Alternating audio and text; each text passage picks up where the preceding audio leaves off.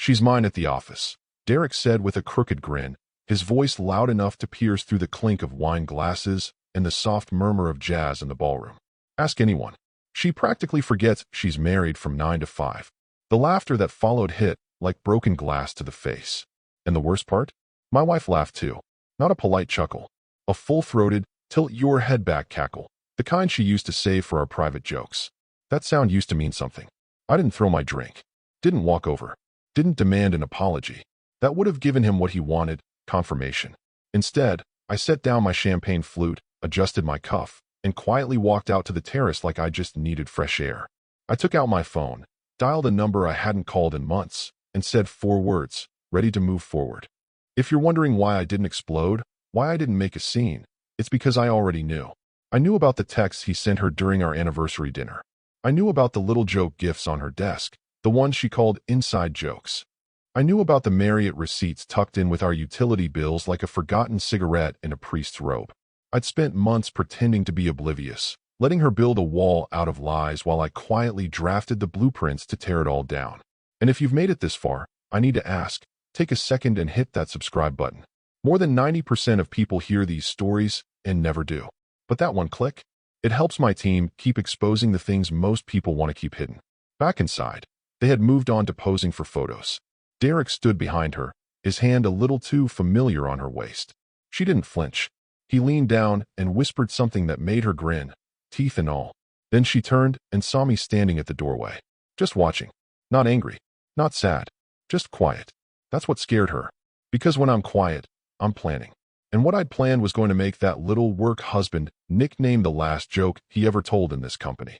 I wasn't a nobody. I wasn't just Dave, her husband. They never read my resume.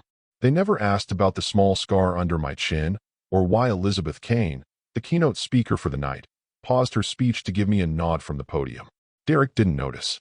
He was too busy drinking on the company's dime and basking in attention he didn't earn. But his boss did. His boss saw the nod.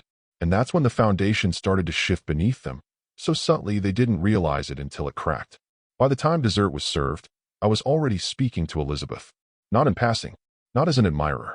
We were seated at a small corner table, far from the clatter, far from the cameras. She leaned in. I leaned back. She smiled. I didn't. Her hand landed gently on my shoulder. Not flirtatious, not dramatic.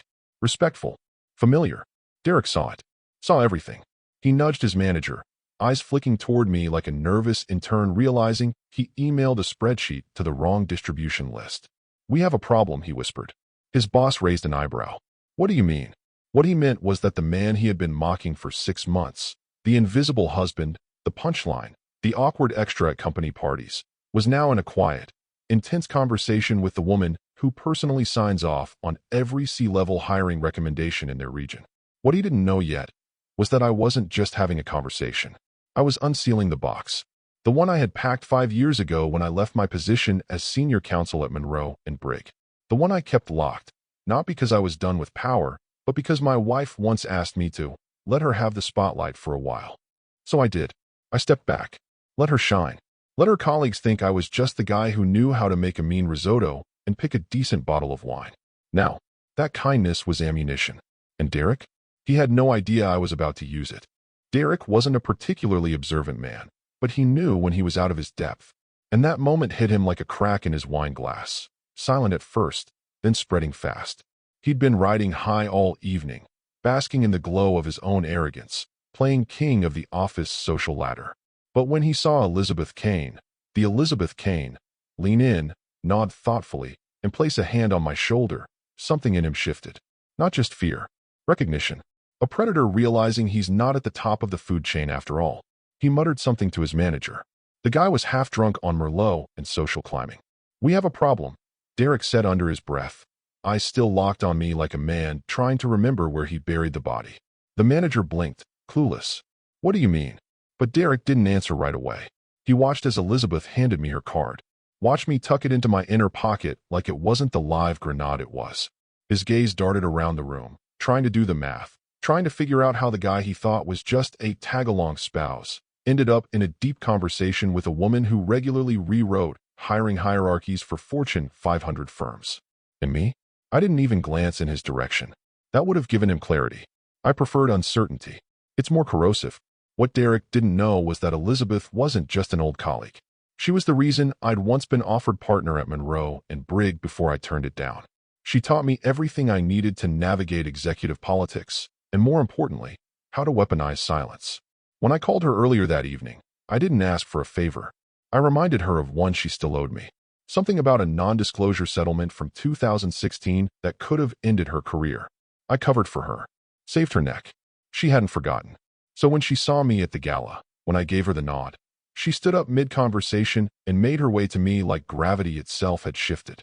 That wasn't a gesture. It was a signal. To Derek, it looked like small talk. To everyone else who mattered, it was a chessboard moving. My wife noticed too, though she pretended not to. I saw the way her laugh faltered, just slightly, when she caught us in the corner. Saw how her eyes narrowed, not with jealousy, but with calculation. She was trying to remember if she had ever mentioned Elizabeth to Derek. If the dots could connect. If the fuse was already lit. Meanwhile, Derek paced by the bar, suddenly too sober for his own comfort. He tapped at his phone, checking Slack, then company LinkedIn, then back to his manager again. Seriously, do you know who that guy is? The manager shrugged. She said he used to be an attorney or something. Did construction law, I think. That part always made me laugh. Construction law. It was the cover story I'd used for years. Simple, unglamorous, intentionally vague. It made me sound like the kind of guy who gets excited about cement mix ratios and zoning codes. People nodded and changed the subject. Exactly how I liked it. Back inside, the program had shifted. Speeches. Promotions. A toast to the exceptional growth the company had seen in Q2, while conveniently skipping the questionable bonus structure Derek had helped build. He beamed like a prom king. But when the applause died down, Elizabeth took the stage for her keynote. She didn't look at him. Not once. Instead, midway through her address, she paused. "There's someone here tonight I owe more than I can ever repay," she said. "Someone whose counsel, both legal and personal, has changed the course of more than one career, including mine." That was all she said. No name. But 3 tables turned to look at me. Derek's manager leaned in. Did she just mean? Derek didn't answer. He was already pulling up Google on his phone, searching David Ellison plus Monroe and Brigg, fingers shaking. That's when it clicked. His eyes met mine across the room. And I smiled. Not a smirk. Not a challenge.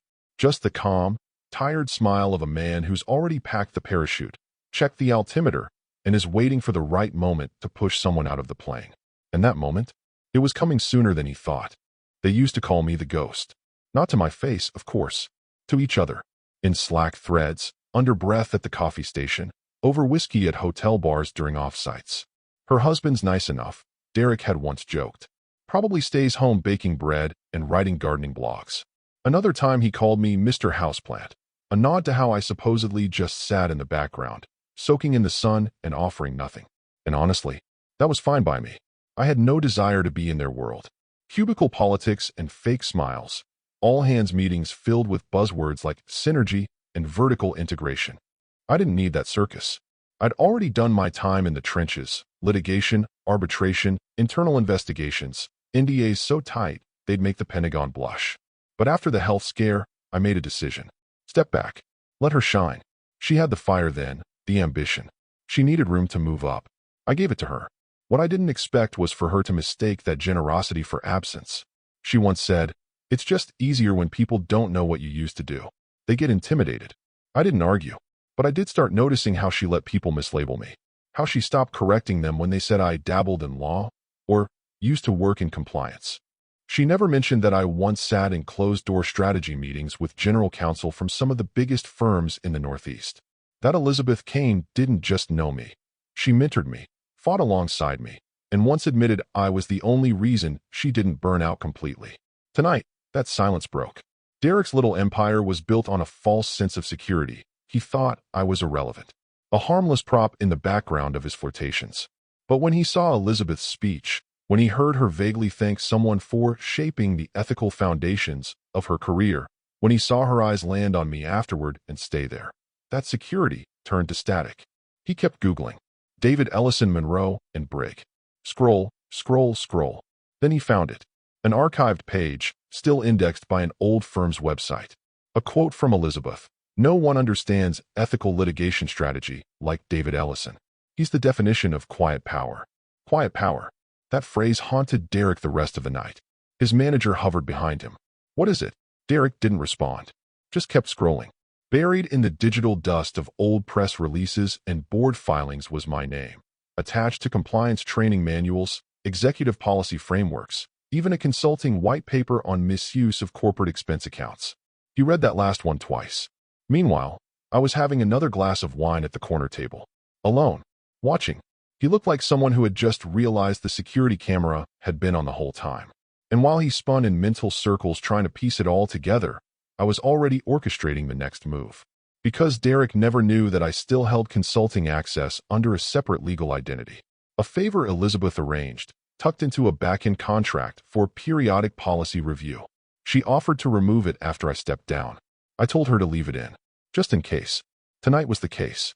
Back at home, in a folder buried beneath 6 years of dust, were the original draft documents for the company's ethical conduct policies. Guess who helped structure them? Guess who baked in specific clauses about persistent, inappropriate workplace familiarity, unprofessional digital communication, and non-client-related travel reimbursements? Guess who helped his wife understand the language when she was asked to review it before signing? That's the irony of all this. She knew I had a hand in shaping the rules. She just never thought I'd use them. By the time the gala ended, Derek looked like a man walking out of a casino, realizing the house always wins. Only this time, the house was me. The quiet one. The ghost. The guy whose resume they never bothered to read. But the board? HR? Elizabeth? They were reading it now. It started with a favor. That's how it always starts. 3 years ago, she'd come home from work late, dropped her laptop bag on the counter, and sighed like she was Atlas holding up the world. "They want me to weigh in on this new vendor policy," she said. "Some legal jargon in here is above my pay grade. Mind taking a look?" I was sipping scotch. She was still in heels. "Just a glance," she added.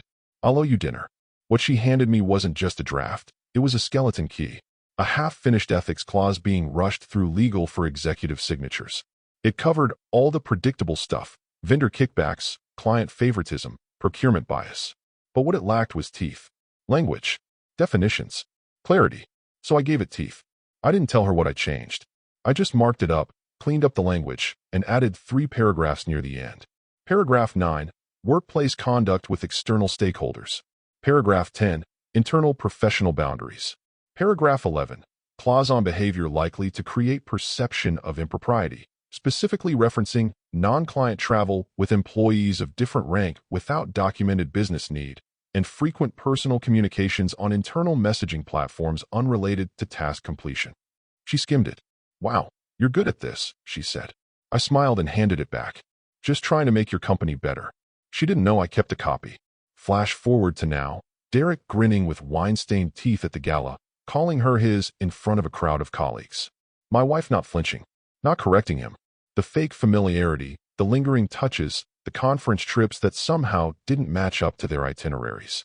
I let it all sit in silence like a pot on simmer. But now I turned up the flame. I didn't need spyware. Didn't need a hacker friend or keylogger.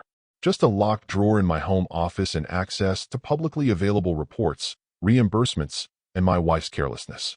She'd once asked me to help her transfer photos off her work phone before she upgraded. AirDrop was too confusing, so she gave me the whole device. "Just make sure nothing gets lost," she said. She had no idea what had already been found. Emails, Slack screenshots, an Uber receipt labeled client event from San Diego on a weekend where no client events were scheduled. 2 hotel charges posted 20 minutes apart, both under the company card, both for the same hotel, 2 rooms apart. One in Derek's name, one billed to hers. I printed them all, neatly, clean copies in a navy folder, labeled with the same precision she once mocked me for. Then came the messages. "Can you book my room under your name again? Easier with your travel status. I'll pack your favorite wine. Don't forget the client development memo." I didn't need to add a single word of commentary. The context wrote itself. They'd underestimated the rules because they assumed no one was watching. But I wrote half the rules they were now violating. And the best part? The ones I didn't write, Elizabeth did. She texted me late that night after the gala. No greeting. No small talk. Just 3 words. I remember everything. The next morning, I began assembling the file. 1 section for expense violations. 1 for internal communication inconsistencies. 1 for possible HR-level misconduct under paragraphs 9, 10, and 11. Each section was color-coded, cross-referenced with dates, memos, signatures. I knew exactly how internal reviews worked. I'd helped design half their audit protocols. And most importantly, I knew which whistleblower protections were ironclad, which internal reporting structures bypassed legal, and how to present evidence that didn't look like a grudge, but a compliance concern. I wasn't framing them. I was just clarifying. And clarification, when applied surgically, doesn't leave room for defense.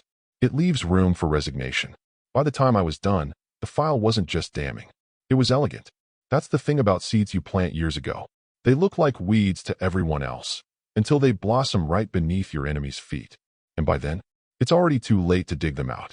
It was one of those emails that lands like a grenade, sent at 7:42 a.m., timestamped just early enough to ruin a whole day. The subject line read, Inquiry on Mr. David Ellison. The sender? Marlene Hargrove, a board member with a reputation for devouring egos before lunch and filing the bones under governance review. She didn't waste time with pleasantries. Can you confirm the man you were with last night is the same David Ellison formerly of Monroe and Brig LLP? Elizabeth read it twice. Then once more for punctuation. She typed back one word, confirmed. She didn't need to ask why. She knew. From that moment, it was like someone flipped a hidden switch. The gala jokes dried up. The group chats went silent. No more memes about office spouses. No more gifs of Derek winking during Zoom calls. One by one, the smirks were replaced by side glances. HR buzzed like a hornet's nest behind closed doors. Conversations started being held in supply closets again, just like back in 2008 when the firm purged 3 managers during the quiet ethics cleansing. Derek showed up late to work the next morning. First time in months. His tie was wrong, creased at the collar, not fully tightened. He carried his usual swagger like it had a limp. He passed by 2 coworkers at reception and flashed a brittle smile. Rough night, one asked. Just tired, he said. That was a lie. The truth was, his manager had called him the night before. Brief, cold. HR wants to see you tomorrow. 9 a.m., don't be late. And now, 9 a.m. sharp, Derek stood outside the HR conference room, fiddling with his phone like it might save him. But no messages. No missed calls from her. His golden girl. His co-conspirator. His ally. She wasn't responding. He knocked. A pause. Then the door opened. The room was too bright. The chairs too symmetrical. 1 woman from legal. 2 from HR. 1 he didn't recognize. External counsel, maybe. The kind they brought in when things needed to be done by the book. They didn't even offer coffee. On the table sat a sealed envelope with his name typed in bold. Subject line, pending review, interpersonal misconduct allegation. He opened it slowly, hands shaking. Inside was a list of flagged interactions, dates, Slack screenshots, travel reimbursements, and a summary of the firm's ethics code violations, with several clauses bolded and cross-referenced. One of them referenced paragraph 10, internal professional boundaries. He looked up. It's ridiculous. We were just friends. Everyone jokes. The woman from legal cut him off. We're not discussing guilt today, Mr. Adams. This is a notice of formal review. Your administrative access is suspended pending investigation. Please surrender your badge before you leave the building. I didn't, he caught himself. Didn't what? Didn't expense hotel rooms under false pretenses? Didn't send flirtatious messages on a platform that's auto-archived? Didn't behave inappropriately with a married colleague whose husband, as it turned out, helped write the very clause now circling his professional throat? They didn't need his admission. They had the receipts. And now, they had the trigger man. Derek stood, pale, his bravado leaking out of him like a deflated mascot suit. He left the room without speaking. Walked fast, head down. People turned to watch, but no one said a word. Not in that hallway. Not when a man was walking the Green Mile and still pretending it was just a hallway. He pulled out his phone again and texted her. Call me. Now. What's happening? I think it's bad. Really bad. No response. Not then. Not 15 minutes later. Not by noon. Because her phone, resting face down on her desk, was buzzing too. But not with his messages. With a calendar invite. Subject, compliance review interview, Catherine Ellison. The circle was tightening. And now, it was her turn in the chair. She came home late. Not, traffic was bad, late, deliberately late. Like she'd sat in her car rehearsing her lines, telling herself this conversation would be her stage. The door opened with a practiced sigh. Keys dropped too loudly into the bowl by the door. I was sitting at the kitchen table, lights dimmed, same glass of scotch I'd poured 2 hours ago still untouched. She stood in the doorway like a prosecutor about to deliver closing arguments. "What did you do?" she asked, voice sharp enough to cut glass. I didn't flinch. I let the system you respect so much speak for itself. Her nostrils flared. "Don't play games with me." "I'm not," I said. "You already played them. I'm just letting the rules catch up." She walked over, heels echoing on the tile like a metronome ticking toward detonation. "This is because of him?" she hissed. "Because of a few jokes? Are you really that insecure?" Ah, there it was. The defense mechanism of cowards and manipulators alike. Reframe, belittle, deny. Insecure. I repeated. That's a funny word coming from someone who built her career off proximity to power and still thought sleeping with a middle manager would be an upgrade.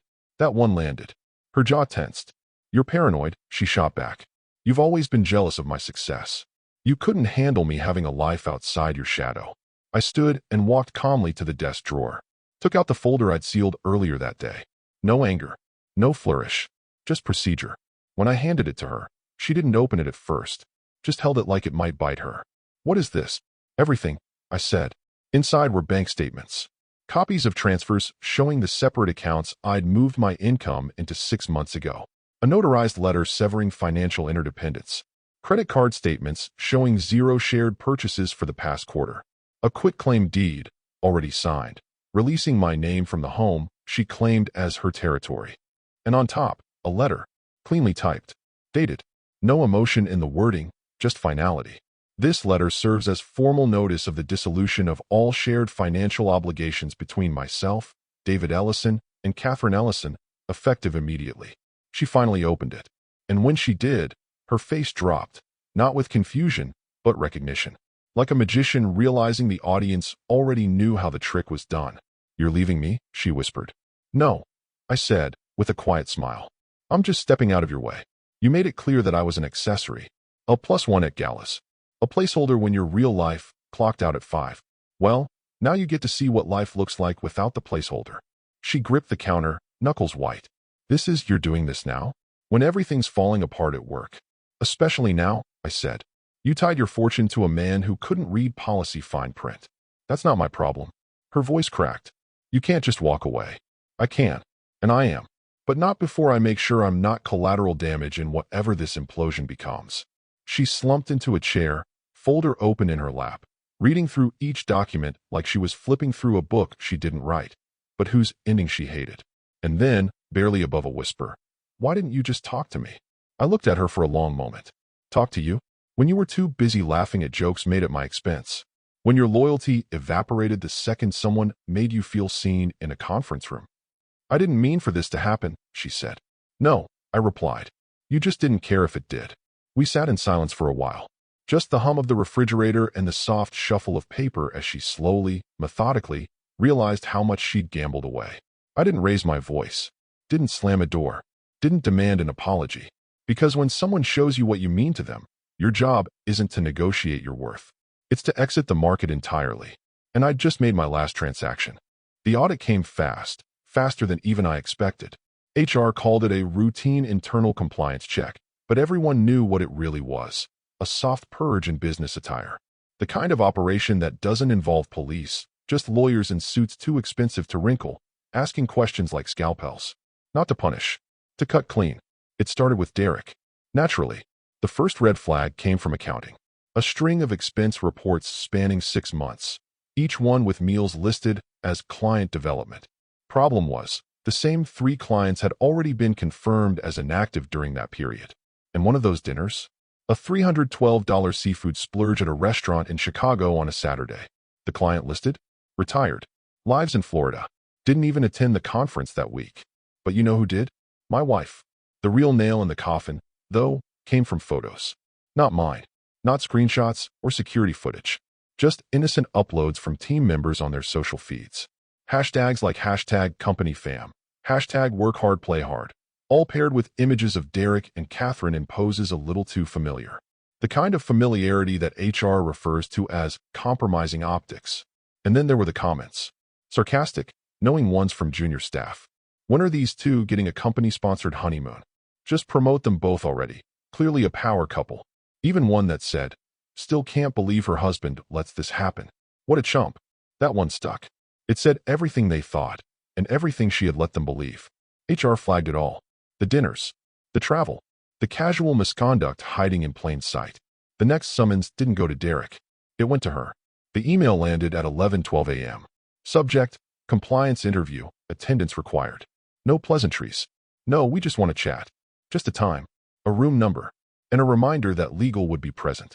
She walked into the meeting wearing her usual armor, pressed blouse, clipped hair, that professional tone that dripped with artificial calm. But her posture gave her away. For the first time in years, she looked like someone who wasn't sure what script she was supposed to follow. HR didn't open with accusations. That's not how these things go. Instead, they laid out patterns, questioned dates, cross-referenced conference attendance with her calendar, asked her why she booked duplicate hotel rooms under separate accounts, why her travel card was used twice in the same location on weekends labeled as personal. And then came the kicker. This isn't just about Mr. Adams, said the HR head, flipping a page like it was just another day in the office. We've noticed discrepancies on your side as well. That's when the silence hit. You could hear her breath catch. Not loud, just enough to confirm what they suspected. She'd hoped they would stop at him, that she could play innocent, the helpful coworker who maybe blurred some lines, the victim of a charming manipulator. But they weren't buying it, because the paper trail didn't lie. The digital signatures, the co-signed dinners, the late-night Slack messages that started on project updates and ended with inside jokes about hotel minibars. She tried to explain. There was no intent to deceive. It was just convenient. He offered to manage the reservations, and, "Did you benefit personally from any of these arrangements?" One of the legal reps asked flatly. I didn't think of it that way, but it didn't matter what she thought, because what she was learning in real time is that intention isn't always the deciding factor. Perception is. And the perception now? She wasn't just adjacent to the mess. She was the mess. When she walked out of that room 47 minutes later, the hallway seemed longer. The stairs less friendly. No one said hello. No one offered a smile. The work wife, who used to hold court at happy hour, now she couldn't get eye contact. And Derek? He hadn't texted her once. Isolation doesn't announce itself with drama. It just settles in. One missed meeting at a time. One unanswered email. One teammate suddenly too busy for lunch. And as for me, I didn't say a word. She was finally feeling what I'd been living with for months. And we were only halfway down the slope. The moment the COO found out who I was, the energy in the entire building shifted. Not in a dramatic way. No slamming doors, no shouting matches. Just the kind of deep, sudden stillness that only happens when everyone simultaneously realizes they've miscalculated badly. It happened in a Tuesday morning executive meeting. Routine, supposedly. Weekly agenda, performance projections, risk audits. The kind of thing most execs sleepwalk through while pretending to care about departmental KPIs. But then Marlene, the same board member who'd emailed Elizabeth, spoke up. "Before we move on," she said, flipping her tablet around, "a clarification. Can someone explain why no one informed leadership that the individual named in this ongoing misconduct review, David Ellison, is married to Catherine Ellison?" The room went quiet. The COO, James Whitaker, blinked. "David Ellison? As in Monroe and Brigg?" Marlene nodded. "As an ex-senior counsel, consultant, and, incidentally, one of the original legal architects of our internal compliance protocols." Another silence. Heavier this time. Whitaker looked around the table. Why didn't anyone tell me David Ellison was her husband? Someone near the end of the table, a junior exec from marketing, mumbled. He introduced himself as just Dave at the last charity event. Said he used to work in construction law, I think. That earned him a look from Marlene that could have withered steel. Whitaker leaned back, exhaled through his nose like a man who'd just realized his office was sitting on a fault line. And nobody thought to vet that. He didn't wait for an answer. He turned to legal. "I want a full review of every document connected to this. Tonight, I want the names of everyone who reviewed the last 3 expense reports from both employees. I want to know why we're just now learning that the man married to a senior employee has been sitting on whistleblower-level evidence for months." Legal nodded. One of the partners already had a laptop open. And just like that, I went from that guy who sometimes shows up at events to a name no one wanted to say out loud. My resume, which had once gathered dust by design, was now being read aloud in boardrooms. Line by line, every firm I'd touched, every settlement I'd negotiated, every clause I'd written. They realized something else, too, quietly and collectively. It wasn't scandal for scandal's sake. I hadn't leaked photos. I hadn't published a Medium post. I wasn't ranting on LinkedIn.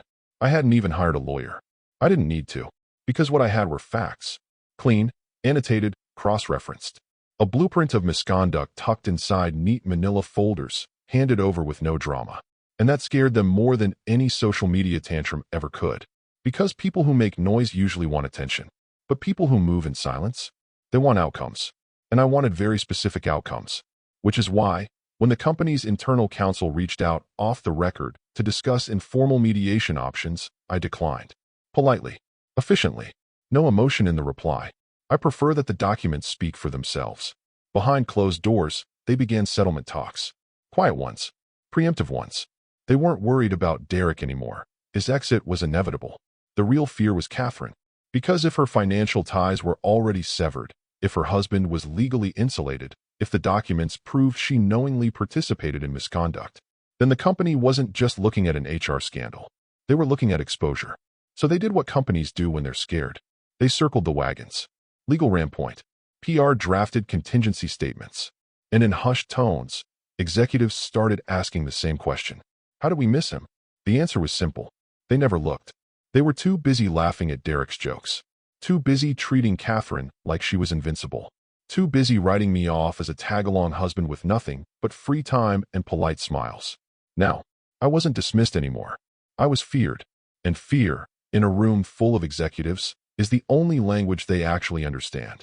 The boardroom was colder than usual. Not because of the AC, though it was blasting, but because of the silence. Thick. Surgical. The kind that signals decisions have already been made, and now the execution is just a formality. No one smiled. No one cracked a joke. Even the assistant who usually brought coffee with a nervous grin had left it by the door and vanished like she didn't want to be tied to any of this. At the head of the table sat Whitaker, the COO. Next to him were two external compliance officers. Across from them, legal. And beside them, a chair left deliberately empty, Derek's. He arrived 7 minutes late. No tie. Jacket wrinkled. A tremble in his hand when he placed his phone face down on the table. "Thank you for joining us," Whitaker said, tone flat. No one returned pleasantries. There were no handshakes. "I've reviewed the report," Whitaker continued, "including expense records, Slack logs, travel inconsistencies, and statements from multiple team members." Derek opened his mouth to speak, but a glance from one of the legal advisors shut him up. "We're not here to debate facts," she said. That's when the HR director slid a white envelope across the table toward Derek. "Your resignation. Pre-drafted. Severance offer included. Signing is voluntary, but refusal triggers an immediate ethics board inquiry." He didn't reach for it. Just stared. "Catherine?" Whitaker asked. She was already seated, but looked like she might fall out of the chair. Not dressed for this. Not in the bright blazer she'd once called her power move armor. "No mascara today. Just foundation and fear. We're placing your title on administrative hold," he said. "Effective immediately. Your team will report to Interim Director Morales until the review is complete. This is non-negotiable." She didn't nod, didn't argue, just stared at the surface of the table like it might open up and swallow her whole. At the far end of the room, I sat quietly, not at the main table, just at the consultant's chair in the back, where external advisors usually sit unnoticed, if they're lucky. But today, I was very much noticed. Whitaker turned his gaze to me, and for the first time in 3 years, he addressed me directly in front of the full board. We should have paid more attention. I didn't smile, didn't gloat. I just met his eyes and replied, calm and dry. "You're not the only ones who didn't." And that was the kill shot. Not a threat, not a victory lap, just a truth that landed harder than any accusation. Because everyone in that room understood what I meant. Catherine hadn't paid attention either, not to the man beside her, the one she left off invitations and out of conversations. She didn't notice when the shared credit cards stopped syncing, when my name vanished from her travel insurance, or when my LinkedIn reactivated quietly after 5 years of silence. She didn't ask why I'd booked a business class ticket alone to New York last month, or why I came back with a new consulting agreement from Kane Strategic Advisors, signed and sealed by Elizabeth herself. She didn't see any of it, until it was too late. Back in the boardroom, Derek still hadn't signed.